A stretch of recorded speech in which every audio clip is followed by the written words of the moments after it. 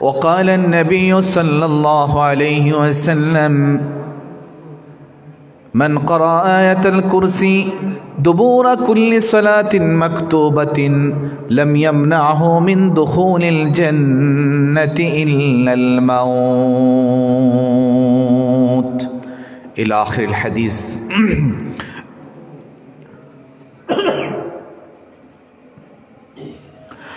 إن الله وملائكته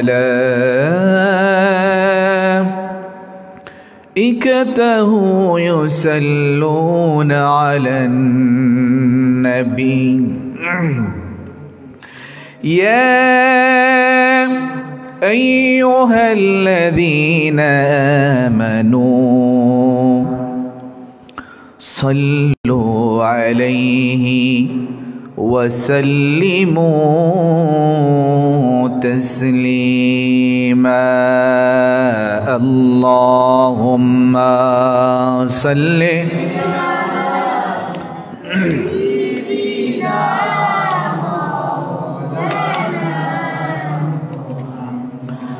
وعلى آل سيدنا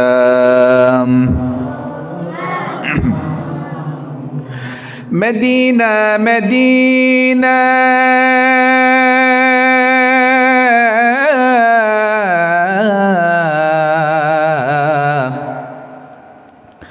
मोमिनों की गुनगुना है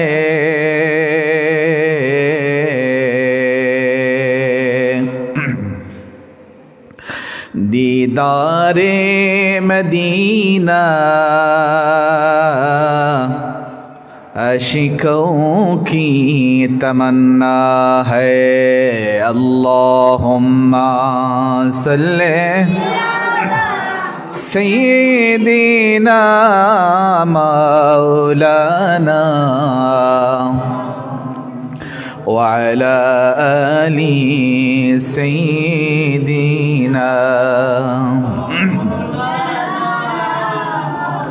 मोहब्बत ज़िक्र ला इलाहा इल्लल्लाह ला इलाहा इल्लल्लाह ला इलाहा अल्लाहु ला इलाहा या रहमानु या अल्लाह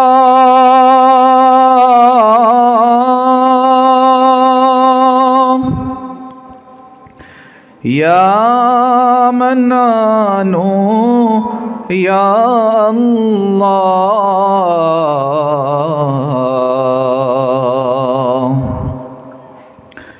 या दयानु या अल्लाह ला इलाहा इल्लल्लाह ला इलाहा इल्लल्लाह ला इलाहा ला इलाहा इल्लल्लाह मुहम्मदुर रसूलुल्लाह। সকলে পড়ুন সাল্লাল্লাহু। মুআজ্জাজ মুকাররম ওয়াজিবুল ইহতারাম, আজকের এই নুরানি ইমানি মাহফিলের সম্মানিত সভাপতি সাহেব, হযরত উলামায়ে কেরাম, আমার সামনে উপবিষ্ট আল্লাহ প্রেমিক, রসুল প্রেমিক, দিনদার, ইমানদার মুসলমান ভাই এবং বন্ধুগণ, পবিত্র রজব চাঁদের পবিত্র রজনী লাইলাতুল মেরাজের আজকের এই বরকতপূর্ণ রাতে, এই বরকতপূর্ণ মাহফিলে আমরা আল্লাহ পাক রাব্বুল আলামিন যে আমাদেরকে আসার বসার তৌফিক দিলেন, এজন্য আমরা অন্তরের অন্তঃস্থল থেকে আমাদের মুনিব, আমাদের রব আল্লাহ সুবহানাহু ওয়া তাবারাকা ওয়া তাআলার দরবারে শুকর গুজার হচ্ছি। আমরা অন্তরের অন্তরস্থল থেকে উচ্চ কণ্ঠে বলি আলহামদুলিল্লাহ। হাজার হাজার লাখ কোটি দুরূদ ও সালাম পেশ করছি মানবতার মুক্তিদূত, কুল কায়নাতের নবী, সকল নবী রাসূলদের মাথার মুকুট, আফতাবে নবুয়ত, শাহেনশাহে রিসালাত, মক্কার জ্যোতি, মদিনার মতি, রাসূলে আরবি হুজুরে পুর নূর সাল্লাল্লাহু আলাইহি ওয়াসাল্লামের প্রতি। মুআজ্জাজ মুকাররম হাজিরান ইকরাম সামিন এজাম, আল্লাহ রাব্বুল আলামিন এই উম্মতে মুহাম্মদীকে সকল নবী এবং রাসূলদের উম্মতদের মধ্যে সম্মানিত করেছেন। বলুন আলহামদুলিল্লাহ। আল্লাহ রাব্বুল আলামিন যুগে যুগে কালে কালে অসংখ্য নবী এবং রাসূল প্রেরণ করেছেন পথ হারা মানুষকে পথের দিশা দেওয়ার জন্যে, হেদায়েতহীন মানুষকে হেদায়েতের পথ দেখিয়ে দেওয়ার জন্যে, জাহান্নামগামী মানুষকে জান্নাতের পথ দেখিয়ে দেওয়ার জন্যে লক্ষাধিক নবী এবং রাসূল প্রেরণ করেছেন। সেই নবী এবং রাসূলদের সাথে আল্লাহ তাআলা যাদেরকে রাসূল বানিয়েছেন তাদেরকে আল্লাহ তাআলা আসমানি কিতাব দিয়েছেন। সর্বশ্রেষ্ঠ এবং সর্বশেষ নবী সৈয়দুল মুরসালিন, শাফিউল মুজনবিন, রাহমাতাল লিল আলামিন হযরত মুহাম্মদ মুস্তাফা সাল্লাল্লাহু আলাইহি ওয়াসাল্লামের উপর আল্লাহ তাআলা যে আসমানি কিতাব নাজিল করেছেন তা হলো কোরআনুল করিম। এই কোরআনুল করিম সকল আসমানি গ্রন্থের মধ্যে সর্বশেষ এবং সর্বশ্রেষ্ঠ। বলুন আলহামদুলিল্লাহ। ভাইরা আমার, বন্ধুরা আমার, এই কোরআনুল করিমের মধ্যে আল্লাহ তাআলা 114 খান সূরা আল্লাহ তাআলা নাজিল করে দিলেন। 114 খানা সূরার মধ্যে আল্লাহ তাআলা কোরআনুল করিমের মধ্যে সর্বপ্রথম সূরা ফাতিহা দিয়ে শুরু করেছেন আর শেষ করেছেন সূরা নাস দিয়ে। রাসূল করিম সাল্লাল্লাহু আলাইহি ওয়াসাল্লাম পড়বেন প্রত্যেক বস্তুর এক একটা চূড়া আছে, প্রত্যেক বস্তুর এক একটা উচ্চতা আছে। আর আল্লাহর হাবিব সাল্লাল্লাহু আলাইহি ওয়াসাল্লাম ফরমান কোরআনুল করিমের উচ্চতা হলো সূরা আল বাকারা। আর সূরা আল বাকারার মধ্যে এমন একটা আয়াতে কারিমা আছে যে আয়াতে কারিমা হলো সূরা আল বাকারার 255 নং আয়াত। আল্লাহর হাবিব বলেন এই আয়াত হলো গোটা কোরআনুল করিমের 6666 খান আয়াতের মধ্যে সর্বশ্রেষ্ঠ। এর আয়াতের নাম হলো আয়াতুল কুরসি। বলুন না সুবহানাল্লাহ। ভাইরা আমার, বন্ধুরা আমার, নবী করিম সাল্লাল্লাহু আলাইহি ওয়াসাল্লামের কাছে সাহাবায়ে কেরামের এক দল একদিন আসলেন। আল্লাহর হাবিবের দরবারে রিসালাতে গুজারিশ করলেন, ইয়া রাসূলুল্লাহ, ইয়া হাবিবাল্লাহ, আইয়ু আয়াতিন আযামু মিন কিতাবিল্লাহি ইনদা। নবীজি কোরআনুল কারীমের মধ্যে 6666 খান আয়াতের মধ্যে আল্লাহ তাআলার নিকটে সবচেয়ে দামি আয়াত কোনটা? আল্লাহর হাবিব রাসূলুল্লাহ সাল্লাল্লাহু আলাইহি ওয়াসাল্লাম নূরের জবান থেকে ইরশাদ করলেন, আযামু আয়াতিন মিন কিতাবিল্লাহি আয়াতুল কুরসি। বলুন না সুবহানাল্লাহ। আল্লাহর হাবিব নূরের জবান থেকে জবাব দিয়া দিলেন, কোরআনুল করিমের সবচেয়ে শ্রেষ্ঠ আয়াত, সবচেয়ে মর্যাদা সম্পন্ন আয়াত আল্লাহর নিকট যেটি, সেটি হয় আয়াতুল কুরসি। বলুন আল্লাহু আকবার। ভাইরা আমার, বন্ধুরা আমার, আসুন আমরা আয়াতুল কুরসির অনুবাদ জেনে নেই। সাধারণ অনুবাদ আল্লাহ তাআলা আয়াতুল কুরসির মধ্যে কি বলেছেন? আল্লাহ তাআলা বলেছেন, বিসমিল্লাহির রহমানির রহিম, আল্লাহু লা ইলাহা ইল্লা হুয়াল হাইয়ুল কাইয়্যুম। আল্লাহ, তিনি ওই আল্লাহ, ওই সত্তা, লা ইলাহা ইল্লা হুয়াল হাইয়ুল কাইয়্যুম, তিনি ছাড়া আর কোনো উপাস্য নেই, আর কোনো মাবুদ নেই। তিনি চিরস্থায়ী, তিনি চিরঞ্জীব। যিনি চিরস্থায়ী এবং যিনি চিরঞ্জীব তিনি কে? জোরে বলতে হবে তিনি কে? আল্লাহ শব্দ উচ্চারণ করতে আমাদের কষ্ট হয়? কথা বলুন, কষ্ট হয়? এই জবান দিয়েছেন কে? জোরে বলতে জবান দিয়েছেন কে? এই জবানে উচ্চারণ হবে কার নাম? আরো জোরে বলতে হবে কার নাম? এখন যদি আমরা মরে যাই, এই জবান দিয়ে একবার আল্লাহর নাম আর জপতে পারবেন? কথা বলে না, পারবেন? একবার সুবহানাল্লাহ বলতে পারবেন? আলহামদুলিল্লাহ বলতে পারবেন? দুনিয়ায় থাকা অবস্থায় আল্লাহর দেওয়া জবানে নাম উচ্চারণ হবে কার? আল্লাহর। আমি আপনাদের কাছে জানতে চেয়েছিলাম, যিনি চিরস্থায়ী, যিনি চিরঞ্জীব তিনি কে? আল্লাহ। লা তাখুযুহু সিনাতুন ওয়ালা নাওম। নিদ্রা এবং তন্দ্রা কখনোই তাকে স্পর্শ করে না। নিদ্রা এবং তন্দ্রা কখনোই তাকে স্পর্শ করে না। তিনি কে? জোরে বলতে হবে তিনি কে? আল্লাহ। লাহু মা ফিস সামাওয়াতি ওয়া মা ফিল আরদ। আকাশ এবং জমিনে যা কিছু আছে, নবমণ্ডল এবং ভূমণ্ডলের মধ্যখানে যা কিছু আছে সব কিছু তারই। আকাশ এবং জমিনের মধ্যখানে যত পাহাড় আছে, যত পর্বত আছে, গাছ বৃক্ষ তরুলতা পশু পাখি সবের মালিককে, সব কিছুর মালিককে আবার বলুন। ইয়ালামু মা মান যাল্লাযী ইয়াশফাউ ইনদাহু ইল্লা বিইযনি। আল্লাহ বলেন, কে আছে এমন যে আমার অনুমতি ছাড়া কিয়ামতের ময়দানে আমার নিকট সুপারিশ করতে পারবে? ইয়ালামু মা বাইনা আইদিহিম ওয়া মা খালফাহুম। তাদের সম্মুখে এবং পশ্চাতে যা কিছু আছে সব কিছু সম্পর্কে সবচেয়ে বেশি যিনি অবগত তিনি কে? আল্লাহ বলেন, তাদের অতীত, তাদের বর্তমান, তাদের ভবিষ্যৎ, এই তিন কাল সম্পর্কে সবচেয়ে বেশি অবগত তিনি কে? আল্লাহ। এরপর আল্লাহ তাআলা বলেন,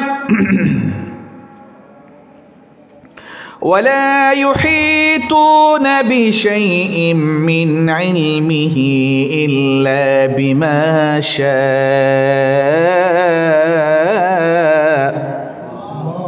আল্লাহ বলেন, তারা কোনো কিছুই আমার জ্ঞানের কোনো কিছু আয়ত্ত করতে পারে না। আমি যতটুকু তাদেরকে তৌফিক দেই, আমি যতটুকু তাদেরকে তৌফিক দেই, তাছাড়া এর বাইরে তারা আমার জ্ঞানের কোনো কিছুই আয়ত্ত করতে পারে না। এরপরে আল্লাহ তাআলা বলেন, ওয়াসিআ কুরসিয়ুহুস সামাওয়াতি ওয়াল আরদ। আকাশ এবং জমিন নিয়ে তার কুরসি পরিব্যাপ্ত, নবমণ্ডল এবং ভূমণ্ডল সব কিছু তার কুরসি পরিবেষ্টন করে রেখেছে। ওয়ালা ইয়াউদুহু হিফযুহুমা। আর এগুলোকে সংরক্ষণ করতে, রক্ষণাবেক্ষণ করতে কখনোই তিনি ক্লান্ত হন না। এই যে পৃথিবী, নবমণ্ডল, ভূমণ্ডল, আকাশ, জমিন, পাহাড়, পর্বত, কোটি কোটি প্রাণী, কোটি কোটি মানুষ, কোটি কোটি মাছ, কোটি কোটি গাছপালা, কোটি কোটি পঙ্কিকুল পাখি, যেগুলা সব কিছু প্রতিপালক কে? সব কিছু প্রতিপালক কে? আল্লাহ বলেন, এই নবমণ্ডল, ভূমণ্ডল, আরশ, কুরসি, লৌহ, কলম, এই সব কিছু রক্ষণাবেক্ষণ করতে আমি কখনোই ক্লান্ত হই না। যিনি এই সব কিছু প্রতিপালন করেন এবং যিনি কখনোই ক্লান্ত হন না তিনি কে? বলতে হবে তিনি কে? ওয়াহুয়াল আলিয়ুল আযীম। আর তিনি মহান, আর তিনি শ্রেষ্ঠ। চিৎকার দিয়ে বলুন না সুবহান। ভাইরা আমার, বন্ধুরা আমার, আল্লাহর হাবিব সাল্লাল্লাহু আলাইহি ওয়াসাল্লাম ফরমান, যে ব্যক্তি এশার নামাজের পরে ঘুমানোর আগে অজুর সহিত পাক পবিত্র অবস্থায় একবার আয়াতুল কুরসি পড়ে ঘুমাবে, আল্লাহ তাআলা ওই ব্যক্তিকে সমস্ত রাত নিরাপত্তা দান করবেন, তার আশেপাশে যারা আছে তাদেরকে নিরাপত্তা দান করবেন, তার প্রতিবেশী যারা আছে সকলকে আল্লাহ তাআলা কুদরতিভাবে নিরাপত্তা দান করবে। ভাইরা আমার, বন্ধুরা আমার, এই আয়াতুল কুরসি একটা মাত্র আয়াত, আল্লাহর কাছে এর দাম এত বেড়ে গেল কেন? মুফাসসিরিনে কেরাম এর 5টা কারণ ব্যাখ্যা করেছেন। বলুন কয়টা কারণ ব্যাখ্যা করেছেন? 5টা কারণ ব্যাখ্যা করেছেন। 1 নম্বর কারণ ব্যাখ্যা করেছেন যে আয়াতুল কুরসির মধ্যে আল্লাহ রাব্বুল আলামিন তার নিজের পরিচয় তুলে ধরেছেন। আল্লাহ রাব্বুল আলামিন তার নিজের পরিচয় তুলে ধরেছেন। আয়াতুল কুরসির ভিতরে আল্লাহর নিজের পরিচয় আল্লাহ তাআলা তুলে ধরেছেন। গোটা কুরআনুল কারীম 6666টা আয়াত যদি তন্ন তন্ন করে খোঁজা হয় তাহলে এমন একটা আয়াত পাওয়া যাবে না যেহেতু একটা আয়াতের ভিতরে আল্লাহ তাআলা তার নিজের পরিচয়কে এত সুন্দরভাবে তুলে ধরেছেন, যেটা আয়াতুল কুরসির ভিতরে আল্লাহ তাআলা এত সুন্দর করে তার নিজের পরিচয় তুলে ধরেছেন। এজন্য আয়াতুল কুরসির দাম আল্লাহর কাছে অনেক বেড়ে গিয়েছে। 2 নম্বর কারণ হলো মুফাসসিরিনে কেরাম বলেছেন এই আয়াতের ভিতরে আল্লাহ তাআলা তাওহীদের ঘোষণা দিয়েছেন। আল্লাহ যে এক, তিনি যে একক, তার যে কোনো শরীক নাই, এই তাওহীদের ঘোষণা আল্লাহ তাআলা আয়াতুল কুরসির ভিতরে সুন্দর করে ফুটিয়ে তুলেছেন। এজন্য এই আয়াতের দাম আল্লাহ তাআলার নিকট অনেক বেড়ে গিয়েছে। তাওহীদ মানে একত্ব, আল্লাহর একত্ববাদ, আল্লাহর উলুহিয়াত, আল্লাহর রুবুবিয়াত, আল্লাহর জাত, আল্লাহর সিফাতের মধ্যে আর কেউ শরীক নেই। এটাকে বলা হয় তাওহীদ। আমাদের জাতীয় কবি কাজী নজরুল তাওহীদ সম্পর্কে খুব সুন্দর একটা গজল তিনি রচনা করেছেন। তাওহীদেরই মুর্শিদ আমার মুহাম্মাদের নাম, মুর্শিদ মুহাম্মাদের নাম, ওই নাম জপলে বুঝতে পারি খুদাই কালাম, মুর্শিদ মুহাম্মাদের নাম, মুর্শিদ মুহাম্মাদের নাম। ওই নামেরি রশি ধরে আমি যাই আল্লাহর পথে, ওই নামেরি বাতি জেলে দেখি আর শের মুকাম, মুর্শিদ মুহাম্মাদের নাম, মুর্শিদ মুহাম্মাদের নাম, তাওহীদেরই মুর্শিদ আমার মুহাম্মাদের নাম।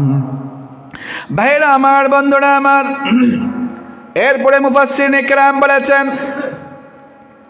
এই আয়াতের এত মান, এত মর্যাদা আল্লাহর কাছে বেড়ে যাওয়ার 3 নম্বর কারণ হলো এই আয়াতের মধ্যে একটি আয়াতের ভিতরে আল্লাহ তাআলার 4টা গুরুত্বপূর্ণ নাম এসেছে, 4টা ইসমে জাতের নাম এসেছে, পাওয়ারফুল নাম এসেছে। এই 4টা নাম কি? একটা হলো আল হাইয়্যু, আল কাইয়্যুম, আল আলিয়্যু, আল আযীম। এই 4টা নাম আছে না নাই? একটা আয়াতের ভিতরে 4টা নাম চলে আসছে আল্লাহ তাআলার, আল হাই, আল কাইয়্যুম, আল আলিয়্যু, আল আযীম। এক আয়াতের ভিতরে আল্লাহ তাআলার 4টা নাম একসাথে আসার কারণে শুধু এই 4টা নামই নয়, আল্লাহর 99টা নামের ভিতরে কিছু নাম আছে খুবই পাওয়ারফুল, খুবই তেজস্বী, যেটাকে ইসমে জাত বলা হয়। এই 4টা নাম হলো ইসমে জাতের অন্তর্ভুক্ত। এজন্য একটা আয়াতের ভিতরে 4টা নাম একসাথে আসার কারণে এই আয়াতুল কুরসির দাম আল্লাহ তাআলার কাছে অনেক বেড়ে গিয়েছে। ভাইরা আমার, বন্ধুরা আমার, এরপরে মুফাসসিরিনে কেরাম 4 নম্বরে বলেছেন এই আয়াতের মান এই আয়াতের মর্যাদা এত বেশি হওয়ার আরেকটা কারণ হলো এই আয়াতের ভিতরে আল্লাহ যে কত ক্ষমতাবান, তার কুদরত যে কত মহান, তিনি যে কত অসীম, তার এই মহা ক্ষমতাবান, তার অসীম কুদরতের শান এবং মান এই আয়াতের ভিতরে ফুটে এসেছে। এজন্যে এই আয়াতের মান আল্লাহর কাছে বেড়ে গিয়েছে। আমাদের পালনকর্তা কে? কথা বলুন, আমাদের পালনকর্তা কে? আমাদের রিজিক দাতা কে? আল্লাহ আমার রব, এই রবি আমার সব। পারেননি এটা? আমার সাথে পড়েন, আল্লাহ আমার রব, এই রবি আমার সব। আল্লাহ আমার রব, এই রবি আমার সব। দমে দমে তন মনে তারি অনুভব। আল্লাহ আমার রব, এই রবি আমার সব। তোমার দুনিয়াতে আমি যেদিকে তাকাই, অথই নিয়ামতে ডুবে আছি সবাই। তোমার দুনিয়াতে আমি যেদিকে তাকাই, অথই নিয়ামতে ডুবে আছি সবাই। পাক পাকালির গানে শুনি তাসবিহ কালারাব, তসবিহ কালারাব। আল্লাহ আমার রব, এই রবি আমার সব। দমে দমে তন মনে তারি অনুভব। বলুন না মারহাবা। হাজিরান ইকরাম, সামিনে ইজাম, এরপরে মুফাসসিরিন ইকরাম 5 নম্বর কারণ বর্ণনা করেছেন আয়াতুল কুরসির এত ফজিলত, এত মর্যাদা কিসের জন্য আল্লাহর কাছে এত বেশি। 5 নম্বর কারণ হলো এই আয়াতের মধ্যে কুরসির বর্ণনা এসেছে কিনা বলেন। ওয়াসিআ কুরসিয়ুহুস সামাওয়াতি ওয়াল আরদ। আল্লাহ রাব্বুল আলামিন সর্বপ্রথম 4টা জিনিস সৃষ্টি করেছেন। বলুন কয়টা জিনিস? 4টা জিনিস সর্বপ্রথম সৃষ্টি করেছেন। একটা হলো আরশ, একটা হলো কুরসি, একটা হলো লৌহ, একটা হলো কলম। এই 4টা জিনিস আল্লাহ তাআলা সর্বপ্রথম সৃষ্টি করেছেন। এই 4টা জিনিসের মধ্যে এই আয়াতের ভিতরে কুরসির বিবরণ এসেছে। এজন্য এই আয়াতের মান মর্যাদা আল্লাহ তাআলার কাছে অনেক বেড়ে গিয়েছে। সুবহান। ভাইরা আমার, বন্ধুরা আমার, এই আয়াতের ফজিলত কত বেশি, এই আয়াতের মর্যাদা কত বেশি। হযরত জিবরাইল আমিন আলাইহিস সালাতু ওয়াস সালাম আল্লাহর হাবিবের দরবারে একদিন ওহী নিয়ে আসলেন। নবী করিম সাল্লাল্লাহু আলাইহি ওয়াসাল্লাম জিবরাইলকে জিজ্ঞেস করলেন, ও জিবরাইল, আপনার কাছে আমি জানতে চাই, আয়াতুল কুরসির ফজিলত সম্পর্কে কিছু জানতে চাই। হযরত জিবরাইল আমিন বললেন, ইয়া রাসূলুল্লাহ, ইয়া হাবিবাল্লাহ, নবীজি গো, আপনি এমন একটা বিষয় সম্পর্কে আমার কাছে জানতে চেয়েছেন।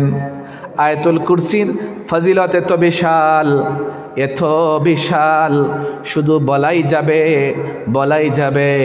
আয়াতুল কুরসির ফজিলত এবং মর্যাদা সম্পর্কে বলে কখনো কোনোদিন শেষ করা যাবে না। বলুন না সুবহানাল্লাহ। ইয়া রাসূলুল্লাহ, আয়াতুল কুরসির ফজিলত যদি আমি বলা শুরু করি, বলতে বলতে বলতে বলতেই থাকতে পারবো, কিন্তু আয়াতুল কুরসির ফজিলত বলে শেষ করা যাবে না। শুরু করা যাবে, শেষ করা যাবে। সুবহানাল্লাহ পড়বেন না? হযরত জিবরাইল বললেন, ইয়া রাসূলুল্লাহ, ইয়া হাবিবাল্লাহ, নবীজি গো, আমি আপনাকে সংক্ষেপে আয়াতুল কুরসির কিছু ফজিলত শোনায়া যায়। ইয়া রাসূলুল্লাহ, ইয়া হাবিবাল্লাহ, আল্লাহ তাআলা যখন সর্বপ্রথম পৃথিবীকে সৃষ্টি করলেন, পৃথিবীটা পানির উপরে গড়াগড়ি দিতে লাগলো। যেইভাবে একটা নৌকা যদি পানির উপরে থাকে আর যদি প্রচণ্ড প্রবল বেগে বাতাস আসে, এই নৌকাটা কি স্থির থাকে নাকি নড়াচড়া করতে থাকে? কথা বলুন। জিবরাইল বলেন, ইয়া রাসূলুল্লাহ, ইয়া হাবিবাল্লাহ, একটা নৌকা যদি একটা পানির উপর ভাসমান থাকে সমুদ্রের পানির মধ্যে প্রচণ্ড ঢেউ যদি আসে, প্রচণ্ড বাতাস যদি আসে, নৌকা স্থির থাকবে নাকি নড়াছড়া করবে? নড়াছড়া করবে, কেঁপে উঠবে। ইয়া রাসূলুল্লাহ, ইয়া হাবিবাল্লাহ, আল্লাহ তাআলা যখন সর্বপ্রথম পৃথিবী সৃষ্টি করলেন, পৃথিবী পানির উপরে এইভাবে নড়াচড়া করতে লাগলো। পৃথিবী থামলো না, শুধু নড়তে আছে। কিন্তু আল্লাহর প্ল্যান হলো, আল্লাহর পরিকল্পনা হলো, পৃথিবীর মধ্যে আল্লাহ তাআলা তার খলিফা সৃষ্টি করবেন, মানুষকে সৃষ্টি করবেন। এই মানুষ যে আল্লাহ সৃষ্টি করবেন, এখন এটা যদি শুধু নড়াচড়া করে, মানুষ কি টিকতে পারবে? কথা বলে টিকতে পারবে নি? টিকতে পারবে না। তাহলে এটা থামানোর প্রয়োজন আছে না নাই? ইয়া রাসূলুল্লাহ, ইয়া হাবিবাল্লাহ, নবীজি গো, আল্লাহ তাআলা পৃথিবীকে থামানোর জন্য ফেরেশতাদের মধ্যে কোটি কোটি ফেরেশতাদের মধ্যে আল্লাহ তাআলা বাছাই করে ৭০,০০০ ফেরেশতা নিয়োগ করলেন পৃথিবীকে থামাইয়ে দেওয়ার জন্যে। ৭০,০০০ ফেরেশতা আল্লাহর অর্ডার পাইয়া, নির্দেশ পাইয়া দুনিয়ার জমিনে এসে পৃথিবীকে থামানোর সব চেষ্টা তারা করেছে। যত প্রকার চেষ্টা আছে সকল প্রকার চেষ্টা করে তারা থামাতে পারল না। এবার তারা আল্লাহর কাছে ফিরত যায়। আল্লাহ রাব্বুল আলামিন এই ৭০,০০০ ফেরেশতার সাথে আরো ৭০,০০০ ফেরেশতা নাজিল করলেন। সুবহানাল্লাহ। এবার কয় হাজার হইল বলুন? ১,৪০,০০০। হিসাব পারেন তো আপনারা? ভাইরা আমার, বন্ধুরা আমার, ১,৪০,০০০ ফেরেশতা পৃথিবীর মধ্যে নেমে তারা পৃথিবীর এই ঝুলন্ত পৃথিবী, এই কাপা কাপা পৃথিবীকে, কম্পমান পৃথিবীকে তারা থামানোর জন্য চেষ্টা করলেন। এরপরেও পৃথিবী থামল না। এবার তারা আল্লাহর কাছে ফিরত গেলেন। আল্লাহ রাব্বুল আলামিন এবার পৃথিবীকে থামানোর জন্য কি করলেন? ৪৪০টা পাহাড় নাজিল করলেন। সুবহানাল্লাহ পড়ুন। পাহাড়গুলার ওজন কম না বেশি? কথা বলেন না, কম না বেশি? একটা পাহাড়ের ওজন কি ৫ কেজি ৭ কেজি নাকি? না হাজার হাজার কেজি? কত কেজি কেউ ওজন করে কখনো পরিমাপ করতে পারবে না। ভাইরা আমার, বন্ধুরা আমার, আমাদের বাংলাদেশ, ভারত, পাকিস্তানে যে পাহাড়গুলা আছে, এই পাহাড়গুলা হলো মাটির তৈরি। আরব দেশের পাহাড়গুলা পাথরের তৈরি। আল্লাহু আকবার। তাহলে মাটির তৈরি পাহাড়ের চেয়ে পাথরের তৈরি পাহাড়ের ওজন কম না আরো বেশি? আল্লাহ তাআলা কয়ে কাফ দিয়ে ৪৪০টা পাহাড় আল্লাহ তাআলা নাজিল করলেন। ৪৪০টা পাহাড় নাজিল করার পরেও পৃথিবী থামতেছে না। এবার আল্লাহ তাআলা কলমকে নির্দেশ দিলেন, কলম তুমি লিখো। কলম গড় গড় করে লিখতে লাগলো, আল্লাহু লা ইলাহা ইল্লা হুয়াল হাইয়ুল কাইয়্যুম লা তাখুযুহু সিনাতুন ওয়ালা নাওম লাহু মা ফিস সামাওয়াতি ওয়া মা ফিল আরদ। এইভাবে কলম ঘর ঘর করে লিখতে লাগলো। লিখতে লিখতে সব শেষে আয়াতুল কুরসির পুরো আয়াতটা লিখলো, ওয়ালা ইয়াউদুহু হিফযুহুমা ওয়া হুয়াল আলিয়্যুল আযীম। আল্লাহু আকবার। এবার আল্লাহ তাআলা জিবরাইলকে ডেকে ডেকে বললেন, যে জিবরাইল, এই যে কলম আয়াতুল কুরসি লিখেছে, এই আয়াতুল কুরসিটা তুমি পৃথিবীর মধ্যে নিয়ে যাও, আর পৃথিবীর একটা পাহাড়ের চূড়ার মধ্যে আয়াতুল কুরসি রেখে দাও। হযরত জিবরাইল আমিন আল্লাহর হুকুমে আয়াতুল কুরসি, লিখিত আয়াতুল কুরসিটা একটা পাহাড়ের চূড়ার মধ্যে যখন রাখলেন, রাখার সঙ্গে সঙ্গে পৃথিবী স্থির হয়ে যায়। আয়াতুল কুরসির পাওয়ার আছে না নাই? কথা বলতে হবে, আছে না নাই? পাওয়ার দিয়েছেন কে? প্রথমে আল্লাহ তাআলা ৭০,০০০ ফেরেশতা নাজিল করলেন, এরপরে আরো ৭০,০০০, এরপরে এরাও থামাইতে পারলো না পৃথিবীরে। এরপরে আল্লাহ তাআলা কি করলেন? ৪৪০টা পাহাড় নাজিল করলেন। এটাও পাহাড়েও কাজ হলো না। কিন্তু আল্লাহর কোরআনের কত পাওয়ার, কত মর্যাদা, কত সম্মান! একটা আয়াত মাত্র, আয়াতুল কুরসি, যখন আল্লাহ তাআলা জিবরাইল আমিনের মাধ্যমে পাহাড়ের উপরে রাখলেন, সঙ্গে সঙ্গে পৃথিবী স্থির হয়ে যায়। আল্লাহু আকবার। ভাইরা আমার, বন্ধুরা আমার, সহিহ আল বুখারী জিলদে সানি কিতাবুল ওয়াকালাতে একটা ঘটনা এসেছে। ঘটনাটা হলো সাইয়্যিদুনা হযরতে আবু হুরায়রা রাদিয়াল্লাহু তাআলা আনহু থেকে বর্ণিত। হযরতে আবু হুরায়রা রাদিয়াল্লাহু তাআলা আনহু বলেন, আল্লাহর হাবিব এক রমজান মাসে আমাকে বাইতুল মালের পাহারাদার হিসাবে নিযুক্ত করলেন। বাইতুল মাল বুঝেননি? খাদ্য গুদাম চিনেননি আপনারা? খাদ্য গুদাম, সরকারি খাদ্য গুদাম বুঝেননি? এটারে আরবিতে বলে বাইতুল মাল। কি বলে? বাইতুল মাল। এখন খাদ্য গুদামের সরকারি পাহারাদার আছে না নাই? বাংলাদেশের যে প্রত্যেক উপজেলা পর্যায়ে খাদ্য গুদাম আছে, খাদ্য গুদামের পাহারাদার নাই? পাহারাদার না থাকলে মনে করেননি চাউলের ব্যবস্থা থাকবে কর্তা, নিব কিনা এইটাই। তো ইসলামী রাষ্ট্রের বাইতুল মাল খাদ্য গুদামের পাহারাদার নিযুক্ত করলেন কাকে? সাইয়্যিদুনা হযরতে আবু হুরায়রাকে। হযরতে আবু হুরায়রা বলেন, রমজান মাসে আল্লাহর হাবিব আমাকে বাইতুল মালের পাহারাদার নিযুক্ত করলেন। আমি এশার নামাজের পরে নামাজ কালাম আদায় করে বাইতুল মালের পাহারায় আমি দায়িত্বরত হয়ে গেলাম। রাত যখন গভীর হয়ে যায়, হঠাৎ করে আমি দেখি বাইতুল মালের ভিতরে একটা চোর প্রবেশ করেছে। কি প্রবেশ করেছে? কথা বুঝেননি আপনারা? একটু হা না করবেন, তাহলে বুঝবো আমি কথাগুলা বুঝেন। হযরত আবু হুরায়রা বলেন, চোর যখন প্রবেশ করেছে আমি অবাক হয়ে গেলাম। দরজায় আমি দাঁড়িয়ে পাহারা দিচ্ছি, চোর কিভাবে ভিতরে প্রবেশ করলো? হযরত আবু হুরায়রা চোরকে জাপটে ধরলেন, বললেন, কত বড় সাহস! আল্লাহর হাবিব আমাকে পাহারাদার নিযুক্ত করা সত্ত্বেও বাইতুল মালের ভিতর থেকে তুমি মালগুলা নিয়ে যাইতেছিস। চল, তোকে আর এখানে রাখা যায় না, তোকে আজকে আমি নিয়ে যাব আল্লাহর হাবিবের দরবারে। রাসূলুল্লাহ তোর বিচার করবেন। একটু দরুদ শরীফ পড়ুন, আল্লাহুম্মা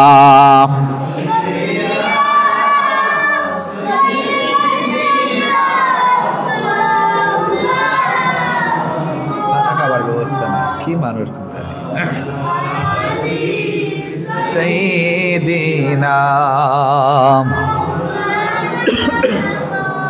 মদিনারি ফুল বাগানে কথা ব্রহ্মার উড়ে রে, মধুর সুধা পান করিয়া বুকের পিপাস মিঠায় রে। আল্লাহুম্মা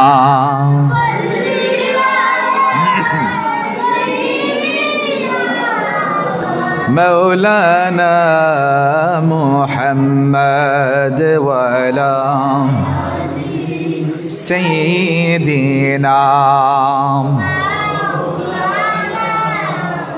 ভাইরা আমার, বন্ধুরা আমার, আমি বলতে চেয়েছিলাম সাইয়্যিদুনা হযরত আবু হুরায়রা রাদিয়াল্লাহু তাআলা আনহু চোরকে ধরে ফেললেন।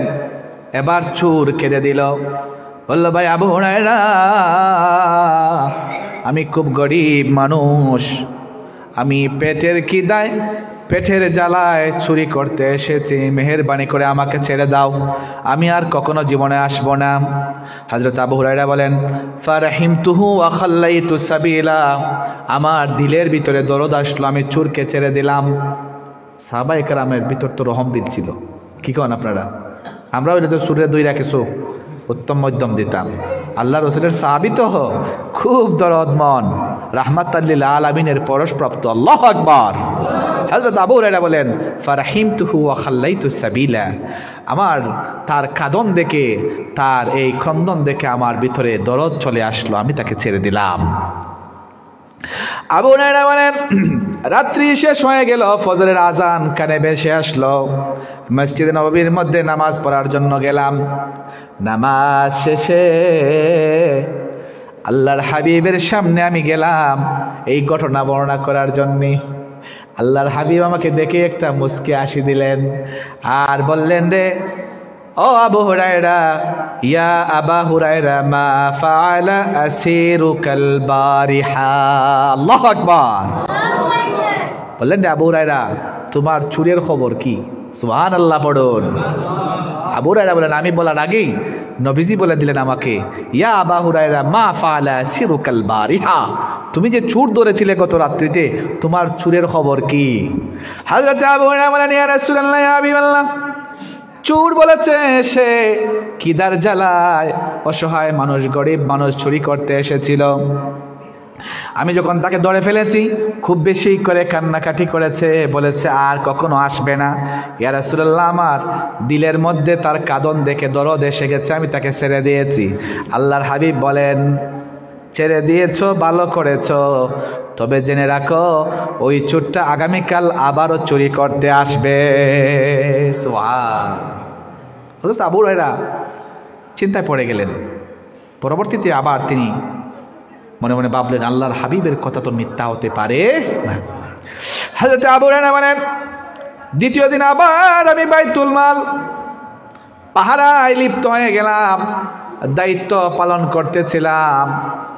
মনে মনে ভাবতেছিলাম হয়তো বা আজকে আর নাও আসতে পারে। গভীর রজনী হয়ে গেছে, প্রথম প্রহর শেষ হয়ে গেছে। দ্বিতীয় প্রহরে হঠাৎ আমি আবার চেয়ে দেখি ওই আগের দিনের চোর আবার বাইতুল মালের ভিতরে তলের মধ্যে খাবারগুলা ভরতেছে। আমি পিছন থেকে গিয়ে আবারও তাকে জাপটে ধরলাম আর বললাম, এই বেটা, গতকাল তোকে ছেড়ে দিয়েছে, আজকে তোকে আর ছাড়া যাবে না। এবার চোর নতুন ফন্দি অবলম্বন করলো, গতকালের চাইতে আরো বেশি জুড়ে জুড়ে কাঁদতে লাগলো। বলতেছে, ভাই আবু হুরায়রা, আমি গরিব মানুষ আর আমার কয়েকটা বাচ্চা আছে বাড়িতে, ছোট ছোট বাচ্চা, এরা কয়েকদিন যাবৎ খাবার খায় না, এই জন্যে ভাই আমি আসছি চুরি করতে, আমার পেটের খিদায় আসছি, তুমি মেহেরবানি করে আমাকে ছেড়ে দাও। হযরত আবু হুরায়রা বলেন, ফারহিমতুহু ওয়া খাল্লাইতু সাবিলা, আজকে আরো বেশি করে যখন কাঁদতে লাগলো, তার এত অজুর নয়নে কাঁদন দেখে আমার ভিতরে দরদ এসে গেল, আমি ছেড়ে দিলাম। রাত শেষ হয়ে গেল, মসজিদে নববী থেকে আজান ভেসে আসলো। আল্লাহর হাবিবের পিছনে নামাজ আদায় করে আবার প্রথম দিনের মতো আল্লাহর হাবিবের সামনে যখন আমি গেলাম, আল্লাহর হাবিব দেখা মাত্র একটা মুস্কি হাসি দিলেন আর বললেন, ইয়া আবা হুরায়রা, মা ফাআলা আসিরুকাল বারিহা। সুবহানাল্লাহ। বললেন, আবু হুরায়রা, তোমার চোরের খবর কি, যে চোর তুমি ধরেছিলে? হযরত আবু হুরায়রা বলেন, ইয়া রাসূলুল্লাহ, ইয়া হাবিবাল্লাহ, গতকালের চোর তো আবার এসেছিল, কিন্তু সে বলেছে তার বাড়িতে নাকি কয়েকটা ছোট ছোট বাচ্চা আছে যারা কয়েকদিন যাবত উপবাস করতেছে। ইয়া রাসূলুল্লাহ, আমার মায়া হয়েছে, জন্য আমি তাকে ছেড়ে দিয়েছি। আল্লাহর হাবিব বললেন, তুমি ছেড়ে দিয়েছো ঠিক আছে, তবে মনে রেখো এই চোরটা আগামীকাল আবারও চুরি করতে আসবে। আগামীকাল আবারও চুরি করতে আসবে। আবু হুরায়রা রাদিয়াল্লাহু বলেন, তৃতীয় দিন আবার আমি বাইতুল মাল পাহারাদার হিসাবে রক্ষণাবেক্ষণের দায়িত্বে আমি আবার নিয়োজিত হয়ে গেলাম। এবার ঘটনা হলো, প্রথম প্রহর শেষ হয়ে গেছে, দ্বিতীয় প্রহর প্রায় শেষ হওয়ার পথে, চোরের কোনো দেখা নাই। আমি ভাবলাম হয়তো বা আজকে চোর আর নাও আসতে পারে। আমার কিছু তন্দ্রা লেগে গেল। তন্দ্রা যখন লেগে গেছে, হঠাৎ করে চেয়ে দেখি গত 2 দিনের চোর আবারও বাইতুল মালের ভিতরে প্রবেশ করেছে। আবু হুরায়রা রাদিয়াল্লাহু আনহু চোরের পিছন থেকে গিয়ে জাপটে ধরলেন, খুব শক্ত করে আঁকড়ে ধরলেন, বললেন, এই বেটা বেয়াদব, 2 দিন আমার কাছ থেকে কান্নাকাটি করে তুই ছাড়া পেয়েছিস, আজকে তো তোকে আর ছাড়া যায় না, তোকে আজকে নিয়ে যাব রাসূলুল্লাহর দরবারে, আল্লাহর হাবিব নিজ হাতে তোর চুরির বিচার করবেন। এবার চোর প্রথম 2 দিন থেকে তার সেই সিস্টেমেটি পাল্টায়া নতুন একটা ফন্দি অবলম্বন করছে। ফন্দিটা হলো, এবার চোর বলতেছে, ভাই আবু হুরায়রা, ঠিক আছে তুমি রাসূলুল্লাহর দরবারে আমাকে নিয়ে যাইবা, কোনো সমস্যা নাই, তবে আমি তোমাকে একটা ভালো আমল শিখাইতে চাই। আবু হুরায়রা চিন্তায় পড়ে গেলেন যে, বেটা তুই সুর মানুষ, আমাকে আবার নেক আমল শিখাইতে আসছিস, এটা একটা চিন্তার কথা না? চোরের মুখ থেকে নেক আমল শেখা যায়নি? কথা বলুন। যদি কোনো ধার্মিক মানুষ হইতো আর বলতো যে আমি আপনাদেরকে, এখন যদি আমি বলি আপনাদেরকে একটা ভালো আমলের কথা আমি বলে যাই, আপনারা সবাই মনোযোগ দিয়ে শুনবেন। একটা লোক চুরিতে ধরা গাইছে, সে যদি বলে আমি একটা ভালো আমলের কথা শিখে যাই, এটা কি কেউ শুনবে? কিন্তু রাসূলুল্লাহর সাহাবীরা ছিলেন নেকের লোভী, আমরা হলাম দুনিয়ার লোভী। রাসূলের সাহাবীরা ছিলেন নেকের লোভী। হাদিসে এসেছে মুমিনরা হবে নেকের লোভী আর কাফেরেরা হবে দুনিয়ার লোভী। আবু হুরায়রা চিন্তায় পড়ে গেলেন, ভাবলেন আচ্ছা একটু শুনি কি কথা বলে। চোর হোক তো সমস্যা কি, যদি ভালো হয় নেব, ভালো না হয় তার কথা আমি নেব না। তখন চোর বলতে লাগলো, আবু হুরায়রা আমি তোমাকে এমন একটা আমলের কথা বলে দেই, যে আমলটা প্রতিদিন ঘুমানোর পূর্বে যদি তুমি ঘুমানোর পূর্বে যদি আয়াতুল কুরসি একবার পাঠ করে ঘুমাতে পারো, আল্লাহ তাআলা তোমার বডি গার্ড হিসাবে, তোমার পাহারাদার হিসাবে আকাশ থেকে একজন কুদরতি ফেরেশতা নাজিল করে দিবেন। আবু হুরায়রা তুমি যদি ঘুমানোর পূর্বে পাক সাফ অবস্থায় এশার নামাজ পড়ে পবিত্র বিছানায় তুমি পবিত্র অবস্থায় ঘুমানোর পূর্বে যদি একবার আয়াতুল কুরসি পাঠ করে ঘুমাও, তাহলে তুমি পাঠ করার সঙ্গে সঙ্গে আল্লাহ তাআলা তোমার হেফাজতের জন্য কুদরত থেকে একজন ফেরেশতা নিয়োগ করে দিবেন। তুমি যখন ঘুমিয়ে যাবা তোমার শিওরে তোমার মাথার কাছে এই ফেরেশতা দাঁড়িয়ে থাকবে। আল্লাহু আকবার। তুমি যত সময় পর্যন্ত চোখ না খুলবে, যত সময় পর্যন্ত তুমি ঘুমাইতে থাকবা, তত সময় পর্যন্ত এই ফেরেশতা তোমার পাহারাদারি করবে এবং তোমার ঘরের ভিতরে কোনো চোর কোনো শয়তান ঢুকতে পারবে না। হযরত আবু হুরায়রা মনে মনে চিন্তায় পড়লেন, তো ভালো আমলের কথাই বলতেছি, লোকটা চোর হইলে কি হয়েছে, আমলের কথা তো ভালো নাকি বলেন? এই চিন্তায় তিনি পড়ে গেছেন, চোখ মুচ্ছেন, চিন্তা করতেছেন, হঠাৎ করে ছায়া দেখেন চোর নাই, চম্পট, চোর চলে গেছে। এবার রাত শেষ হয়ে গেল, মসজিদে নববী রাসূলুল্লাহর মসজিদ থেকে আযানের সুর ভেসে আসলো। হযরত আবু হুরায়রা বিগত 2 দিনের মতো আজকে আবারও মসজিদে নববীতে ফজরের নামাজ আদায় করলেন। ফজরের নামাজ আদায় করার পরে আল্লাহর হাবিবের সামনে আবার তিনি গেলেন ঘটনা বলার জন্য। আল্লাহর হাবিব দেখেই বিগত 2 দিনের মতো আবারও মুস্কি হাসি দিলেন আর বললেন, আবু হুরায়রা ঘটনা বলার আগে আল্লাহ রাসূল বললেন, ইয়া আবা হুরায়রা মা ফাআলা আসিরুকাল বারিহা। ও আবু হুরায়রা তোমার সুরের খবর কিতা? সুর যে ধরেছিলাই তুমি, তোমার সুর কি অবস্থায় আছে? হযরত আবু হুরায়রা বলেন, ইয়া রাসূলুল্লাহ ইয়া হাবিবাল্লাহ, চোরকে আমি বিগত 2 দিনের মতো আজকেও ধরেছিলাম, তবে চোর আমাকে একটা নেক আমলের কথা বলে দিয়েছে, আর এই অবস্থায় আমি একটু চিন্তায় পড়ে গেছি, ফাঁকে দিয়া চোর চলে গেছে, আমি বলতে পারি না ইয়া রাসূলুল্লাহ ইয়া হাবিবাল্লাহ। আল্লাহ রাসূল বললেন, কি আমল বলে দিয়েছে?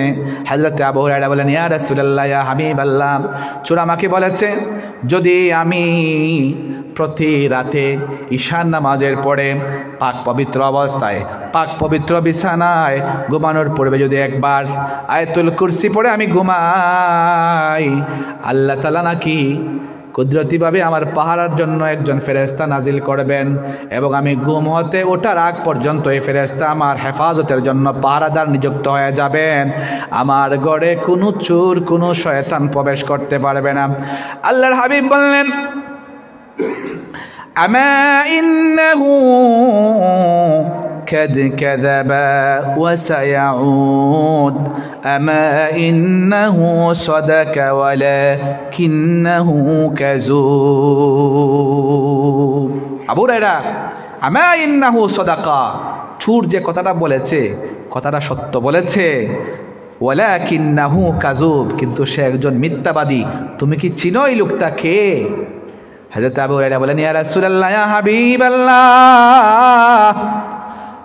দয়ার নবী গো, রহমতের নবী গো, মায়ার নবী রাহমাতাল লিল আলামিন, চোরকে 3 দিন ধরলাম 3 দিন ছাড়লাম, চোর যে আমল বলে দিয়েছে, আপনি বলতেছেন এটা ভালো কথা, কিন্তু সে মিথ্যাবাদী, আমি তো তাকে চিনি না, সে কে? আল্লাহর হাবিব বললেন, আমা ইন্নাহু সাদাকা ওয়ালাকিন্নাহু কাযুব, এই চোর হলো শয়তান। বলুন না সুবহানাল্লাহ।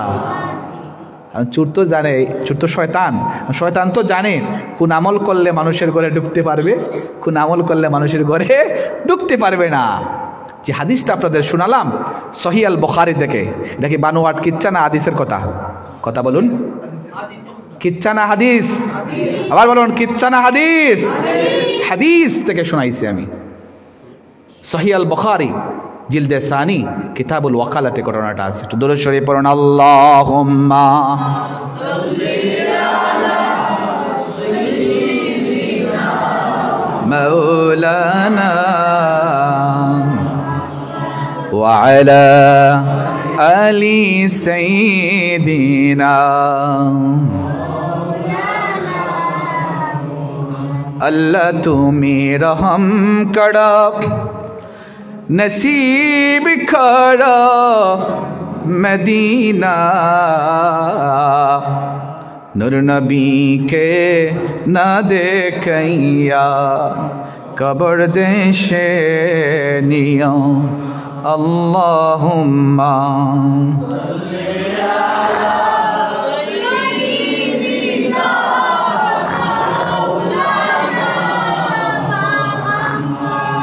ওয়ালা সাইয়্যিদিনা। ভাইরা আমার, বন্ধুরা আমার, আমরা কোরআন তেলাওয়াত করতে চাই কি চাই না? কোরআন তেলাওয়াত করার প্রয়োজন আছে না নাই?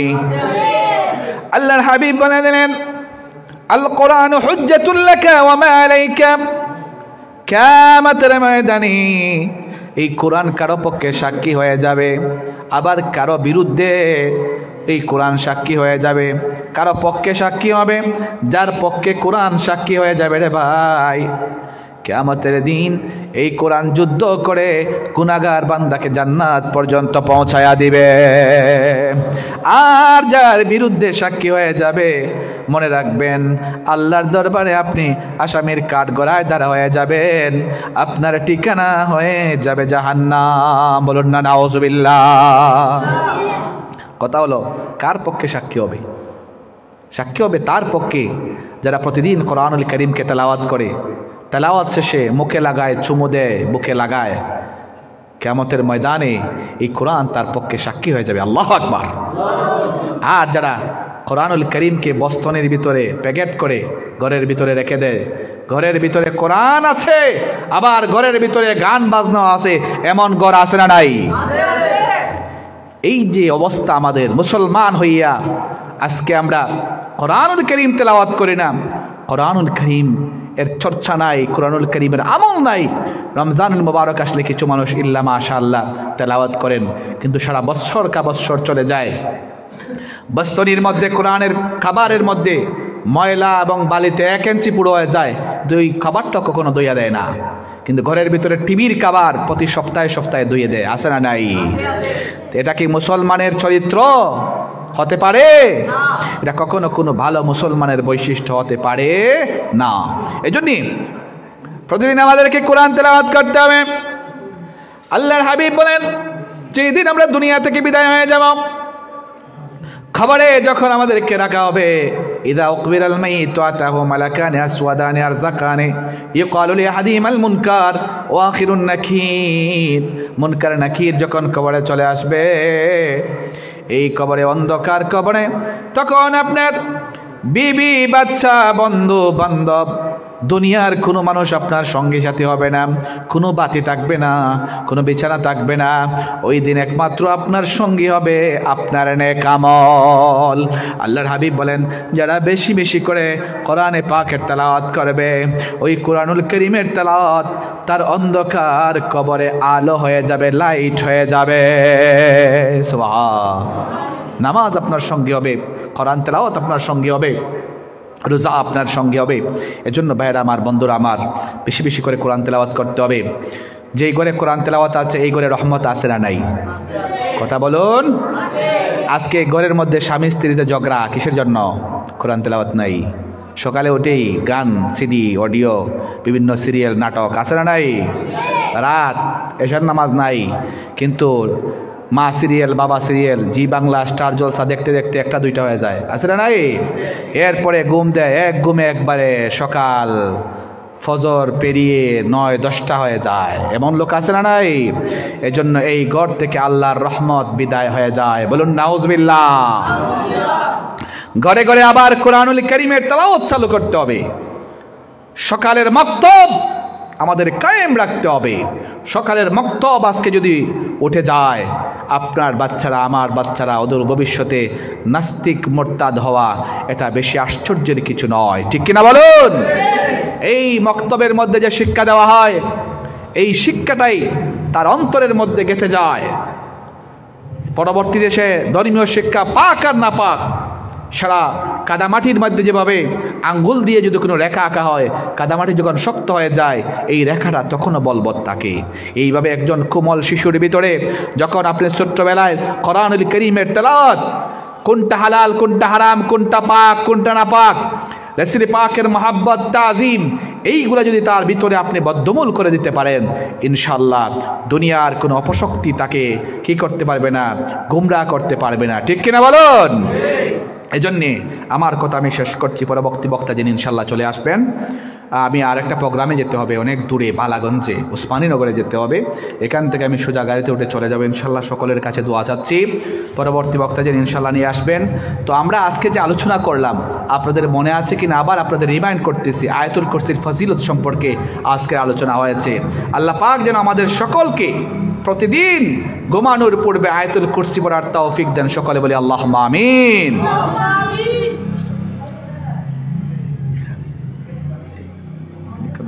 টাইম নিয়ে তো তারতাম না, 11টা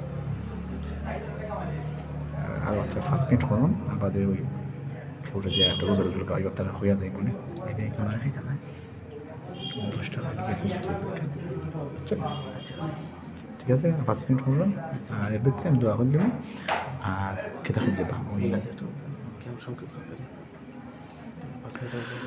نحمد ونصلي ونسلم على رسوله الكريم ولما تم من حمله صلى الله عليه وسلم شهران